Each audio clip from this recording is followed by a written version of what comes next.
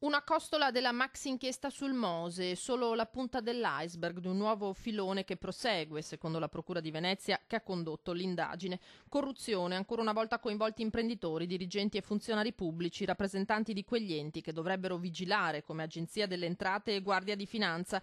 Denaro, regali, cene, addirittura assunzioni per eludere le verifiche fiscali o ridurre le sanzioni per evasione. 16 ordinanze di custodia cautelare, 14 in carcere, 2 ai domiciliari che hanno investito più province, da Venezia a Belluno, da Treviso a Verona. Detenuto a Genova il tenente colonnello della Guardia di Finanza Vincenzo Corrado, 52 anni, residente a Treviso. La mole degli atti è tale che prudenzialmente è necessario studiarli approfonditamente prima di fare qualsiasi valutazione.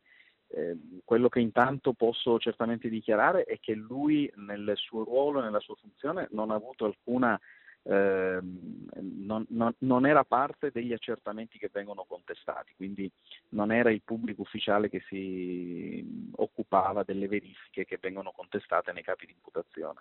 Lunedì o al massimo martedì l'interrogatorio di garanzia. Ieri è rimasto evidentemente molto sorpreso, quasi scioccato dall'ordinanza di custodia cautelare. Lo incontrerò nella giornata di lunedì e quindi potrò verificare questi primi 2 giorni di detenzione, gli effetti che hanno avuto sulla persona innanzitutto. Quello che di sicuro emerge è l'ennesimo scossone per l'intero sistema veneto. Le centinaia di pagine di intercettazioni descrivono una rete di legami illeciti tra pubblico e privato, ma parlano, a onor del vero, anche di funzionari che non si sono fatti corrompere e che alcuni colleghi odiavano per questo e cercavano di bypassare. Uno spiraglio in uno scenario già duramente provato dallo scandalo Mose.